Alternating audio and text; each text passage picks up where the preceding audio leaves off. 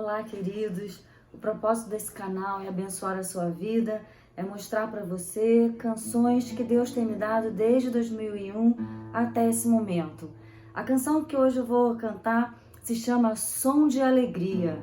A palavra de Deus diz que quando o povo de Israel estava no deserto, que eles faziam festa na tenda, e aquele som de louvor, aquele som de adoração na tenda subia até o trono de Deus. Então que o Senhor alegre o seu coração com essa canção.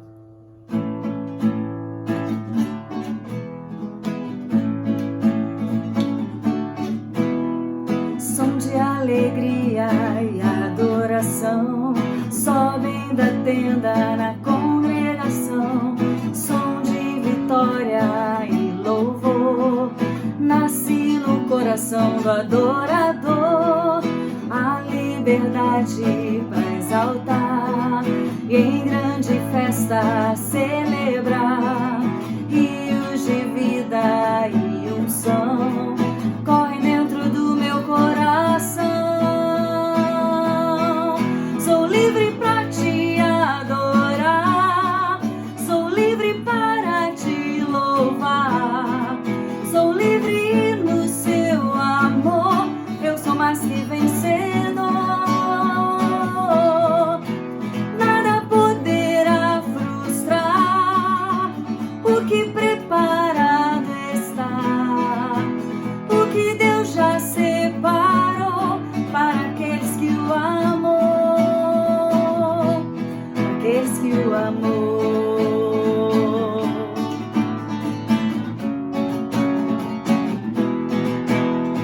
Som de alegria e adoração sobem da tenda na congregação. Som de vitória e louvor nasce no coração do adorador. A liberdade para exaltar e em grande festa celebrar. Rios de vida e unção correm dentro do meu coração. Sou livre para te adorar, sou livre para te louvar, sou livre no seu amor, eu sou mais que vencedor. Nada poderá frustrar o que preparado está, o que Deus já separou para aqueles que o amam. Sou livre para te adorar, sou livre para te louvar, sou livre no seu amor, eu sou mais que vencedor. Nada poderá frustrar o que separado está, o que Deus já preparou para aqueles que o amam,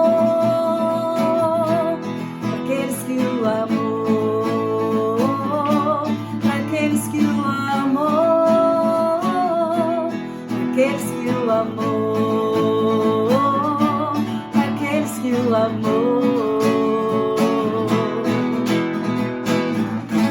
Aleluia! Que essa canção abençoe a sua vida, a sua casa, que alegre o seu dia.